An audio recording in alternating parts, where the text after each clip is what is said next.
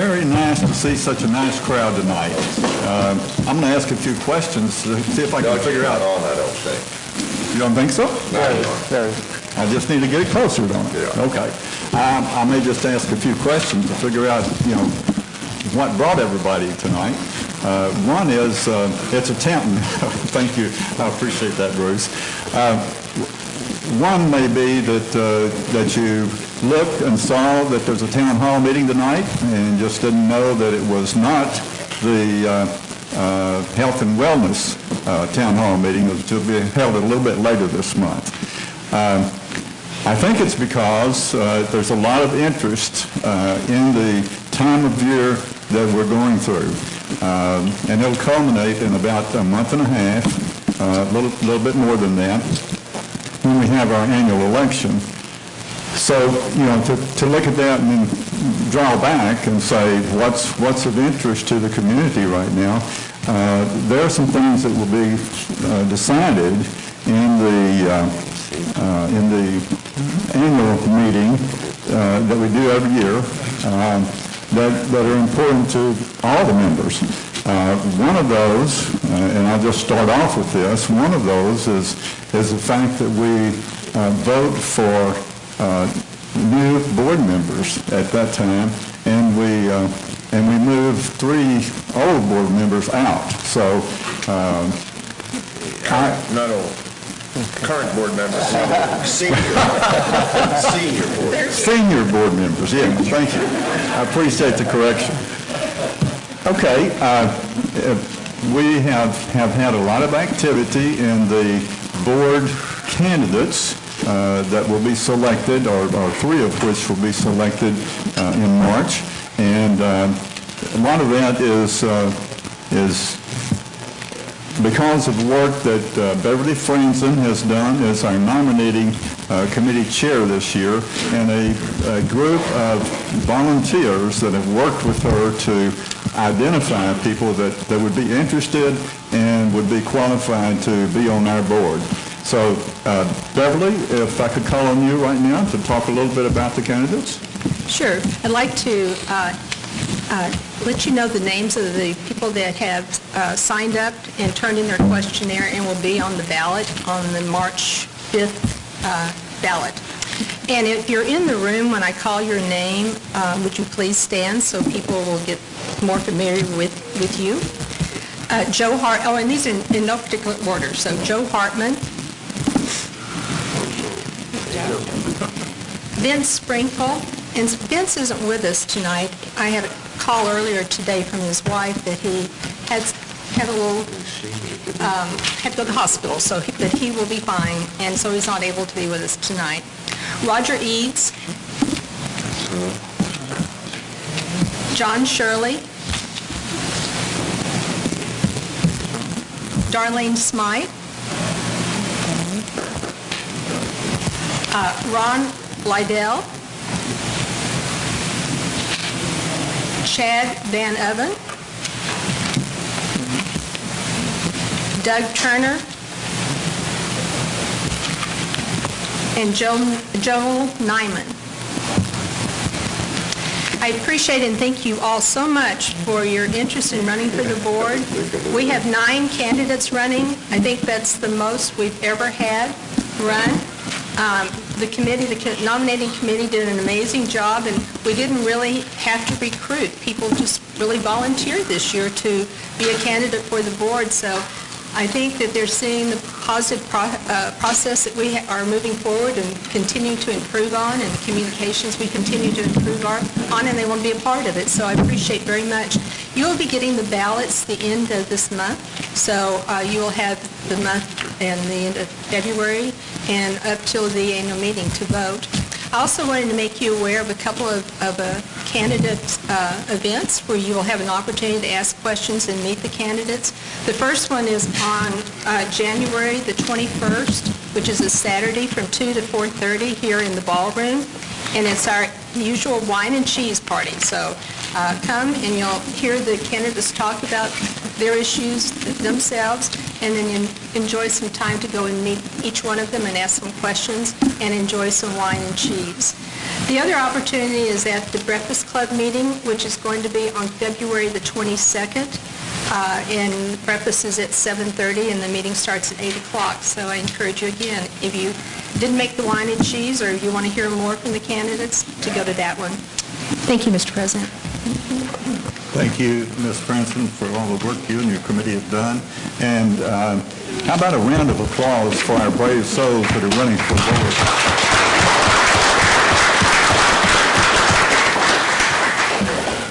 Very good, thank you. Also, we have, as I mentioned, another town hall meeting later this month, and one in February, I believe, that is to address the Health and Wellness Center that we're attempting to build. And I would encourage you, if you did not make the first meeting, that it would be worthwhile for you to attend one of the next two meetings. The committee there has done an excellent job of putting together a presentation of what the goal is, and I think you'll come away with a lot better information than you had before you went there. So I would encourage you to go to one of those meetings.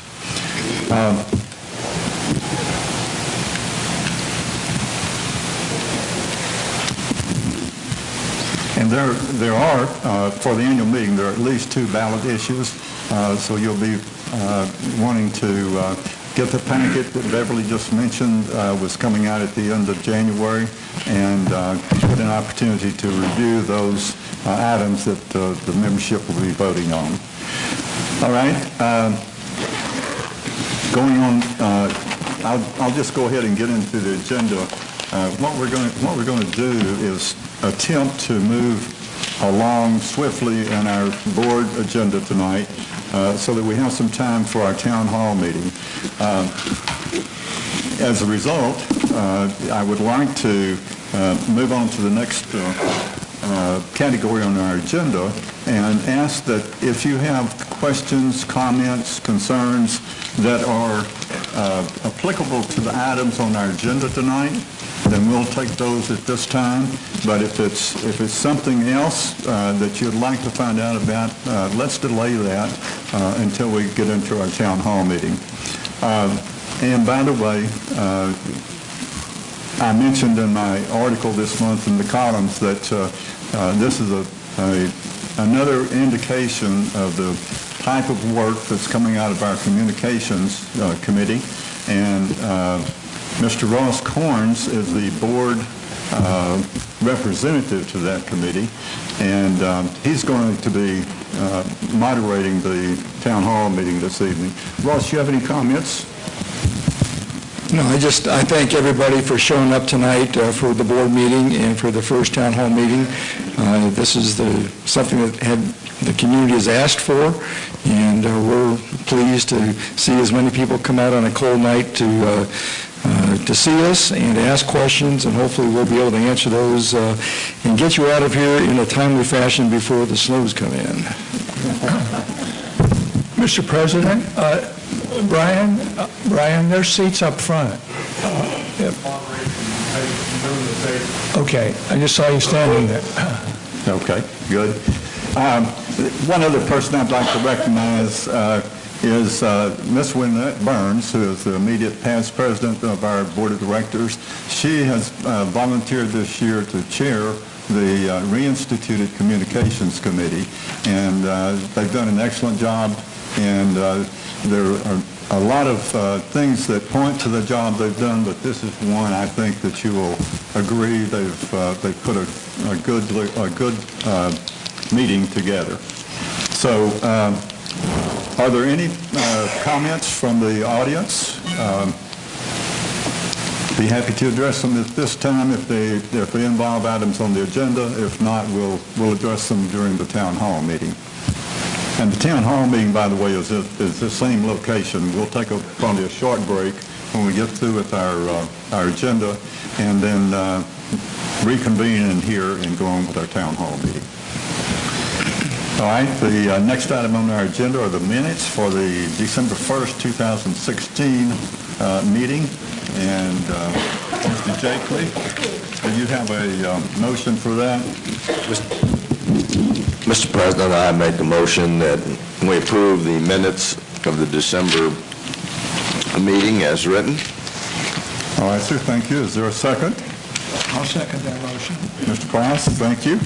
And call for a vote. All of those in favor, raise your right hand. And opposed by the same sign. The minutes are approved. Next item on our list are review of the financials for the month of November, and including the reserve and replacement capital asset fund and the roads and drainage fund.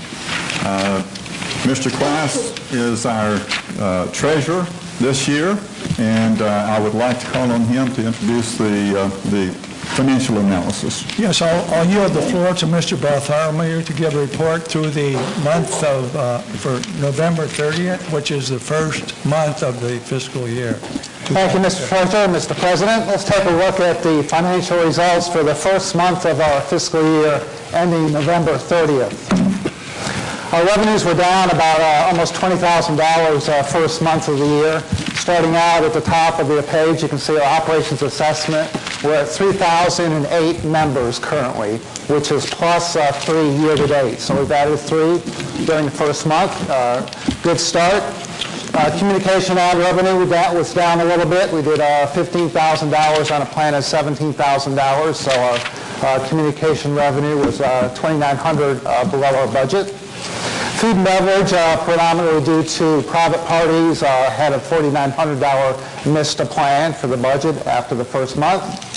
Golf, due to green fees, the cart fees, $1,000 over the budget or exceeded the budget.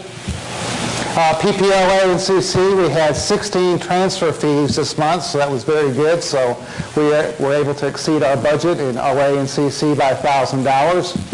Roads and grounds, unfortunately, we only had 2 road maintenance fees and $2,000 in building permits. So that is a trend that is going to need some further watching, obviously, as we go through the year, but to have just 2 to start, it's not a cause for a great concern, but it's something that we're going to watch as a trend as we go through the year. IN was rather slow on 23.5% occupancy, $4,200 missed the plan. Security, $900 missed the plan.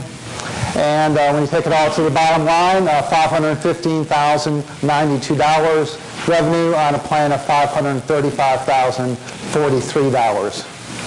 Cost of goods sold, $5,300 missed the plan. Both our food and beverage, golf, and the marina were a little bit higher than we'd like to see, and so we'll be looking to see those corrections next month. On the labor side, we spent right out of our labor budget, actually $1,700 less than the labor budget. We did have some overtime in golf this time of year in November. A lot of our golf staff goes out of town, and so we have to incur some overtime. So we had some overtime in golf and also in security. But overall, the other departments spent less than their labor budget, a total of $290,000 on a plan of $291,000. Also on the expenses, good expense control this month. We spent $20,000 less than our budget. Just a couple of departments missed budget. Marina, we had a fuel pump that we had to repair and a water leak. On the other department, sports and rec, we bought a new pickleball net and some supplies for sports and rec. But all in all the other departments, you see that are positive numbers that do not have brackets around it.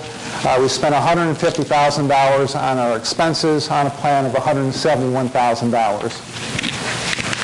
But you can see what the effect of the revenues are. Obviously, revenues drive everything, and with a lack of revenues, we did have those departments that missed plan. You can see all those negatives. Those are the amount that were behind plan after 1 month. Certainly, lots of time to make it up, so it's still early. But the bottom line was $4,428 on a plan of $74.86. So a plan missed a plan of $3,000, but it's still early, and there's lots of time to make it up. Forecast, it's still, of course, rather early to look at forecasts, but you can see roads and grounds. There's the trend there that if we keep going like we're going with road maintenance fees, we will miss.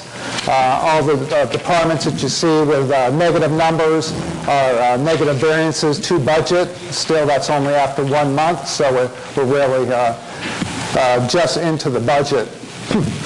And you can see all those other numbers on top. The stables, where stables is full, has been full for quite some time, which is good to see. Sports and rec, making plan, facilities maintenance, small miss in a pro shop, and we're going to spend just about what we did last year, $616,000 on the golf course by the time the fiscal year is over. In the marina, it's good to see the marina number. Budgeting only $12,000 loss, so that's moving in the right direction. Wet slope rentals are strong. Cooking revenues are strong. We just need to get the gasoline revenues up a little. So after 1 month, still, as I said, it's rather early, but we're forecasting $2,900 positive. Net income on a plan of $2,443, positive variance of $449. And you can see at the bottom there the departmental revenue. That would be the issue that we'll be dealing with over the next few months. Moving on to our capital expenditure report. Those are the projects that we have in progress. Telephone system and towers. We're just about ready to start that project. Pro shop stairs and patio. As soon as it warms up a little bit, we'll start that on the side of the clubhouse by the pro shop. Marina flooding dock, we're still working to find a contractor for that. 19th hole and pro shop HVAC is in the works. The LiDAR topography actually has been flown, and now they're doing the analysis. And in about 6 weeks, we'll have the finished product for infrastructure. And the Westover diversion project, that's a drainage project, and that's engineering fees related to that project. Completed projects, firewall, that is for our servers and all of our PCs in the association, throughout the whole association. Extremely important piece of equipment. David Jeffries installed that by himself. Even Pecan Plantation gets intrusions every day, believe it or not. You all hear about cyber attacks. There's always somebody trying to get into your network, and the firewall is the computer software that keeps those intrusions out. And the excavator down in the Roads and Grounds Department, which we're using every day already. Beginning cash balance of the Capital Reserve Fund, $1,798,000. $94,000 so far this month have went into that fund. Expenditures of $51,000. Ending cash balance of $1.8 million after 1 month. Here's our forecast for the year-end capital asset and reserve account. We just talked about the beginning fund balance, our assessments, $8 every month that everybody pays, along with all of our initiation fees from the existing members. All new net members go into the new fund for new amenities. Interest and other income, we do have some CDs. We get a little bit of interest, not much. And marina loan receivable, total funding of just over $1 million this fiscal year.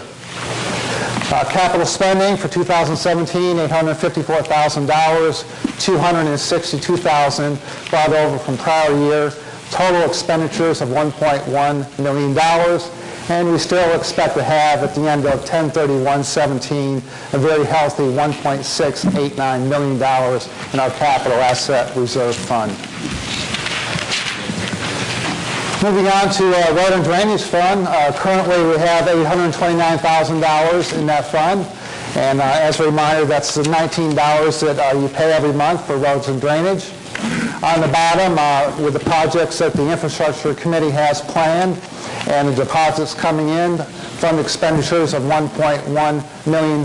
We expect to have $279,652 in the Road and Drainage Fund at the end of the fiscal year. So we have 1 month in the bank. Obviously, revenues are down a little bit. You'll see those going up as the weather gets a little bit better. And Mr. Treasurer, Mr. President, that concludes our November 30th financial report. Thank you, Mr. Bartholomew. Appreciate the report. We have no old business to address this evening, and we'll just go right into the new business items that we need to talk about. And there are 5 of those. The first one is ACE 17-1001, which is for the purchase or the golf cart replacement of our golf carts on the course. Do I have a motion for approval of that ACE?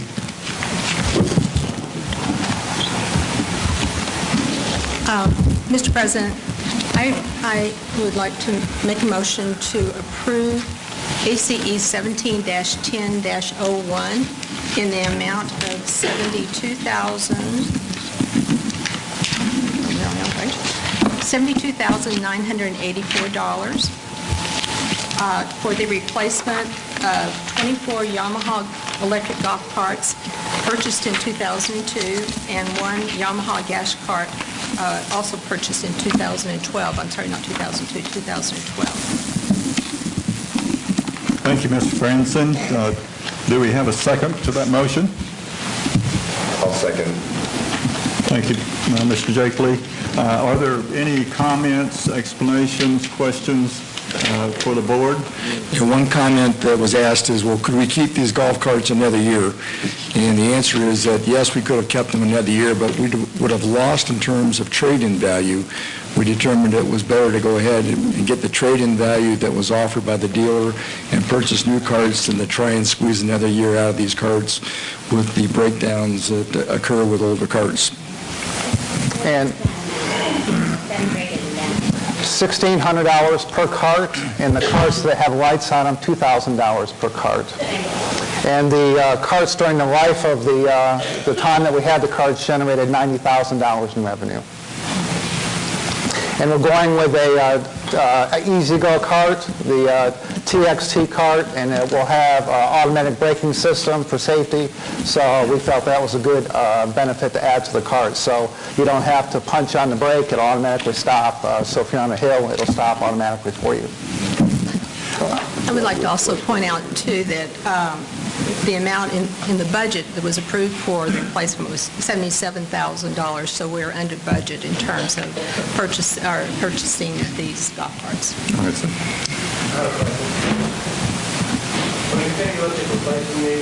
Could you come up here if you're going to ask so we can...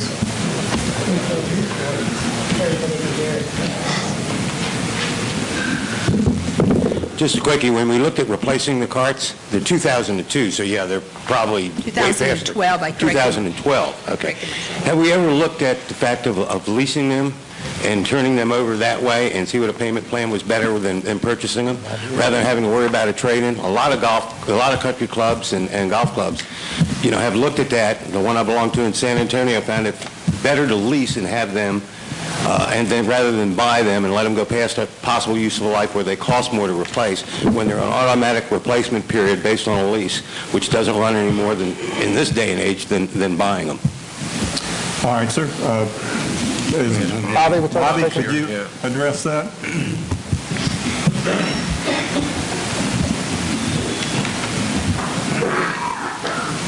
Yes, I do not believe that we can go into an operational lease with the magnitude of dollars with the trade-in value of our golf carts.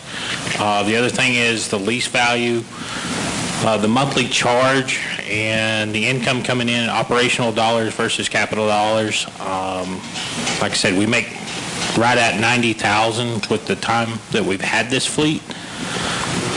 We end up net effect over $20,000 in the period. I would not suggest a lease at all. The purchase of the golf carts is a better situation for us. And then the return, going with the RXV golf cart with the automatic braking system, we get a better return on our dollar. They're worth more in the replacement. I mean, we spent $3,950 per car on the 2012 Yamahas, and we're looking at $2,000 and $1,600 in trade-in value. I don't think we can get the same dollar back if we lease them, because operational leases are very interesting in your trade value. Mr. White, do you normally each year look at analysis between buying and leasing? I have. I've looked at them both ways. Now, of course, we've always run into these situations where operational leases are not really designed for our establishment due to the fact that we're going to carry over that debt, because it is a debt for the cost of the vehicle versus operational purchase. So yeah, it doesn't fit our program. Okay, right. so Thank you. in running with debt.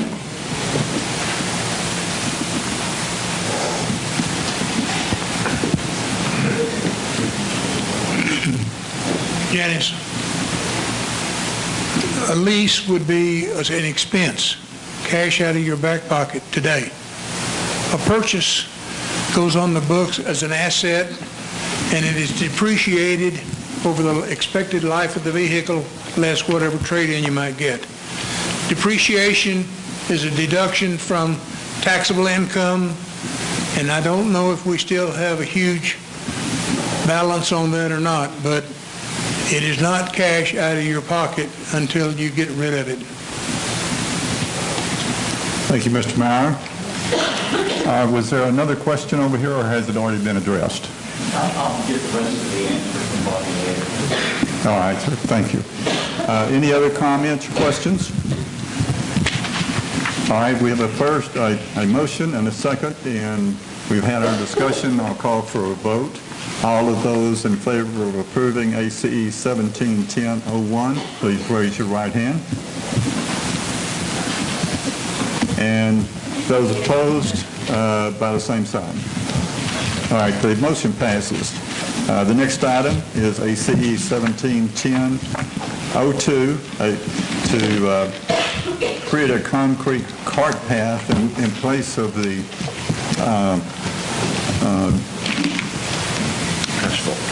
Asphalt. Thanks. I got 2 or 3 answers on that one. I appreciate it. In place of the asphalt, and this has been an ongoing plan for quite some time to replace those asphalt trails, and I believe they're very close to making that completed all the way around the course. All right, sir. The next item is Need a motion. Did I miss the motion on that? Yeah. Okay. Thank you. Mr. President, I'd like to make a motion to approve ASC, sorry, Tom, ASC number 17-10-02 for the repair or replacement of some patches of the existing cart paths in 2 areas for concrete in lieu of that existing material. All right, sir. Thank you, Mr. Price. And do we have a second to that motion? I'll second that motion. Thank you. Is there any further discussion or clarification? Yeah, I'd like to clarify that, and apologize for such a long motion, incidentally. But there's 2 areas that will be replaced. One of them is on hole number 7 near the new tee. There's an area there that needs to be to address the location of the new tee, and also on hole number 9 on the cart path, it's to go around an existing oak tree, and I think this is a good environmental approach to because the existing path is going over some some roots and things. So this is those are the 2 areas that this will be in. All right, sir. Thank you. Any additional comments? All right, I will call for a vote. We've had the motion, the second, and the discussion. All those in favor of approving ACE 1710-03, excuse me, 1710-03, 02. Okay, I apologize. I don't normally speak in this larger crowd. It's a very small group normally. So I'll ask for a vote at this time to approve that motion. All those in favor, raise your right hand. And those opposed by the same sign. Motion passes. Okay, are we on the 17-1003 now? Yes, yes. I'm going to ask ahead of time rather than being corrected. This is for a utility cart replacement, again, for the golf course. And I'll entertain a motion to pass this item. Mr. President, I make a motion that the board approve ACE 17-1003, which is to replace a gator that we have. It's a utility cart here.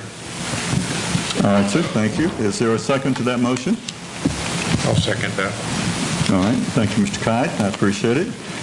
Is there additional explanation or discussion on this? Just a short comment. It's a utility vehicle. You know, most of you probably know what gators are.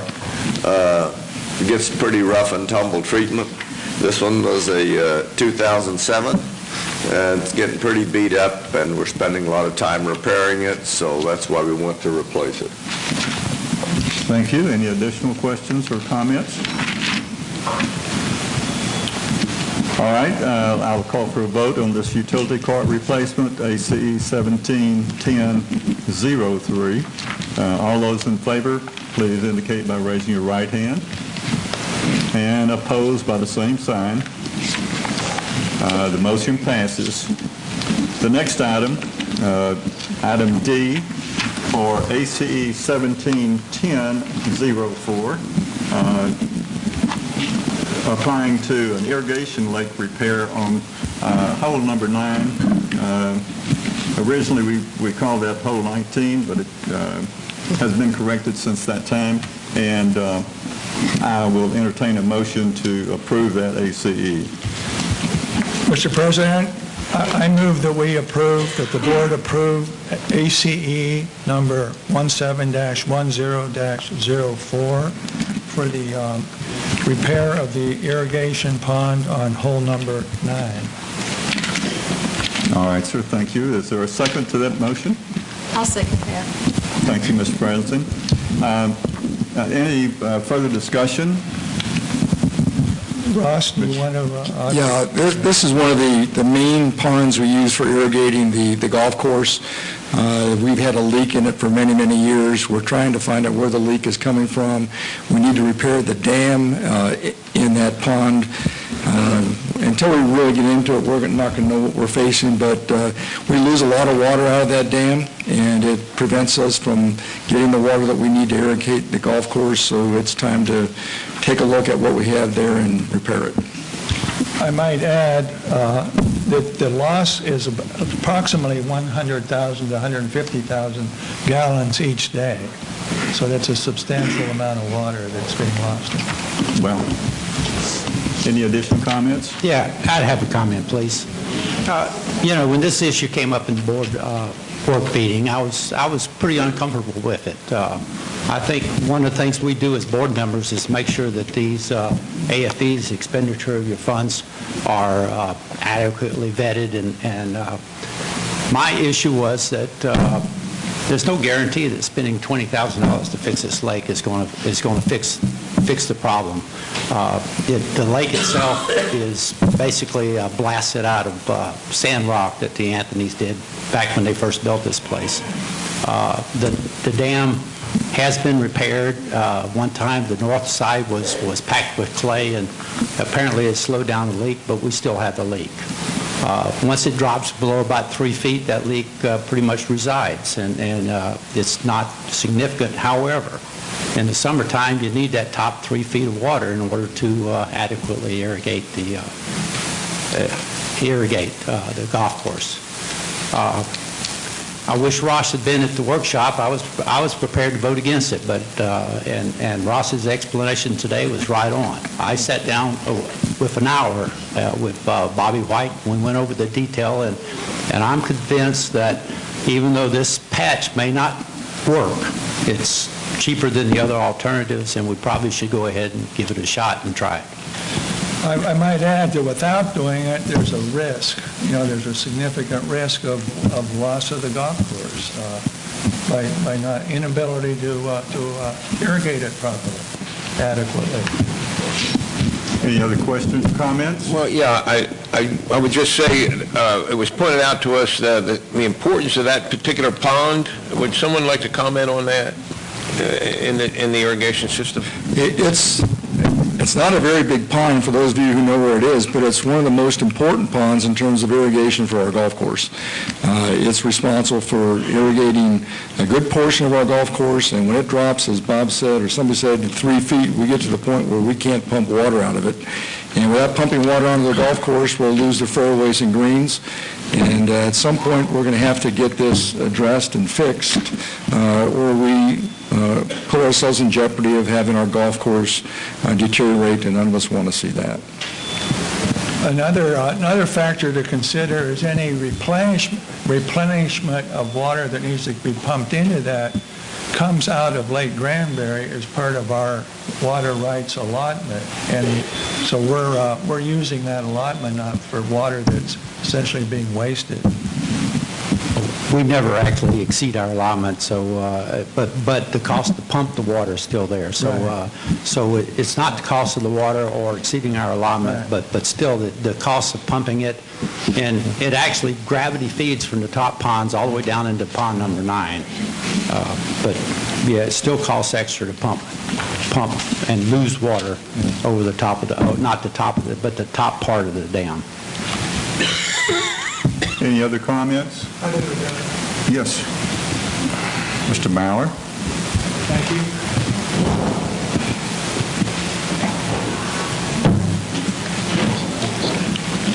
Michael, do we still have our application with the TSEQ for our permit?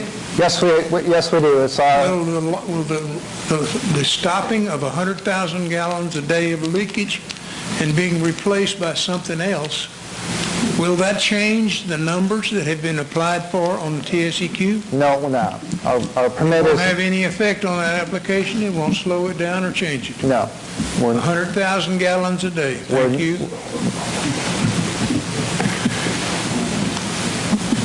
Thank you, Mr. Meyer. Any other discussion or questions? All right, I'll call for a vote. All of those in favor of approving ACE 1710-04, please indicate by raising your right hand. And opposed by the same sign.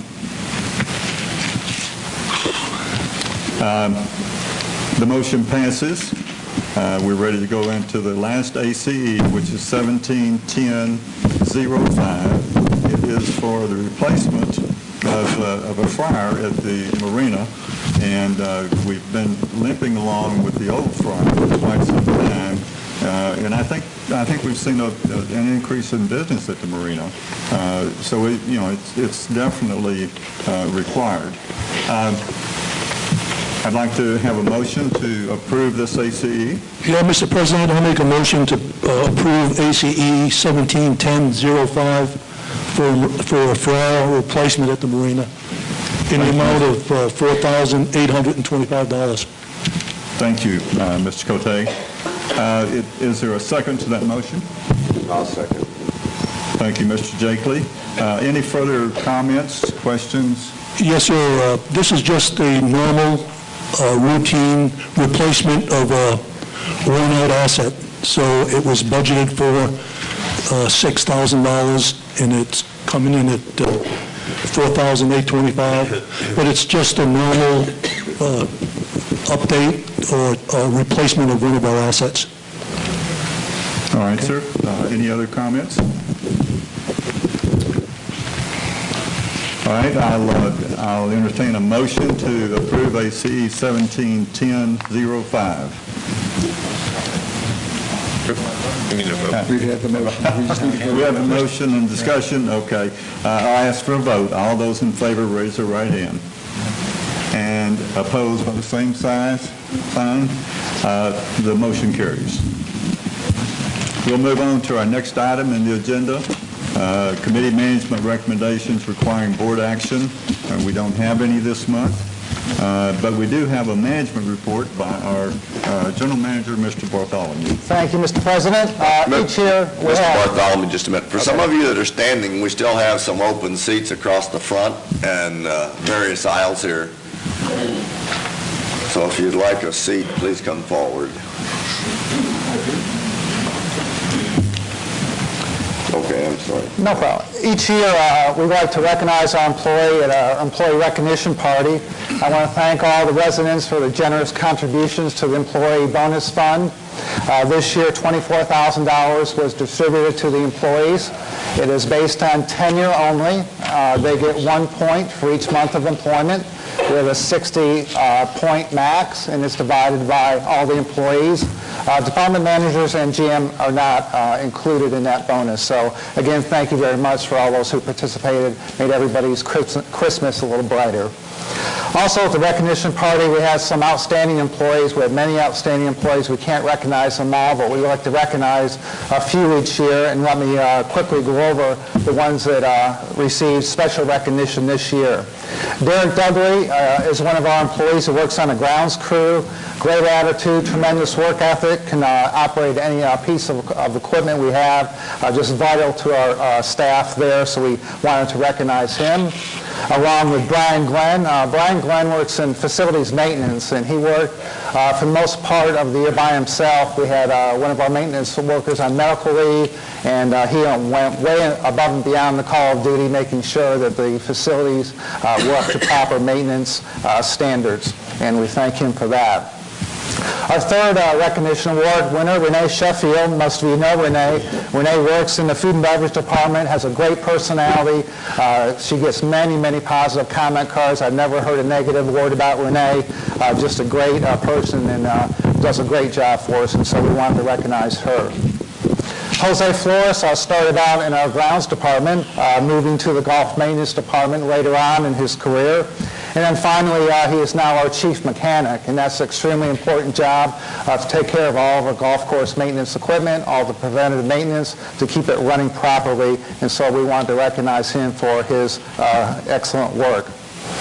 Our next award winner was Ashton Sheffield. Ashton was recently promoted to a supervisory position of food and beverage. He has really taken the ball and ran with it. He's done a great job supervising in the food and beverage department, taking care of our members, and supervising our staff. And so we wanted to recognize Ashton.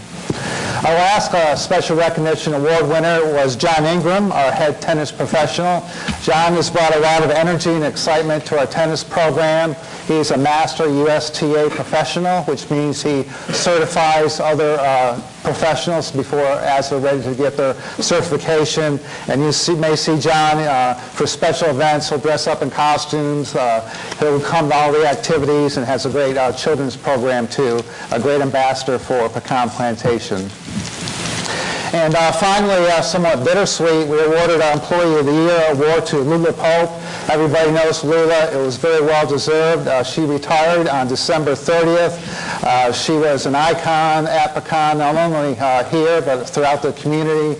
She was very closely aligned with many charitable organizations, especially the Chamber.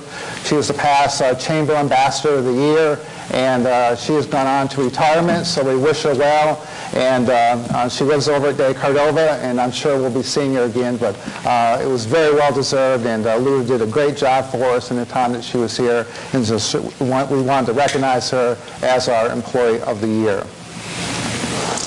As was mentioned earlier, we have a town hall meeting coming up for the Fitness and Wellness Center. That is on the 24th, January 24th at 6:30 at the PAC. So that will be at the PAC. And more information can be found on the website, pecanawc.org. And finally, one of our really fun events over the last few years, Mardi Gras in Nebraska is coming up on January 28th. The Entertainment Committee presents this event each year. This year's theme are movies. So get a crew table. A crew is a group of people, so you can get a group of 10. Form your own crew table, pick out a movie theme, call the front desk, make sure that theme has not been taken. And we'll have New Orleans music, food, dancing, and prizes for the best mask and best decorated crew table. So hopefully you can come to that event. And Mr. President, that concludes my management report for this month. Thank you, Mr. Bartholomew. I appreciate that. We have no further items to address on the agenda, and I will declare this... Doug, excuse me. Yes. Before we gavel out, for those of you who want to stick around for the town hall meeting, we're going to take a brief break. We'll try and get a few more chairs in here. If you have specific questions that you have not already sent to the PPOA website, there will be cards at the back of the room. You can fill out a card with your question on it. We will take the questions in order that we have the cards. So if you've got this burning question that you want to get an answer to, now's the time. We'll take a few-minute break. We'll convene back here around 7 o'clock. Thank you. All right. Thank you, Mr. Carnes. I appreciate it. And the meeting is adjourned.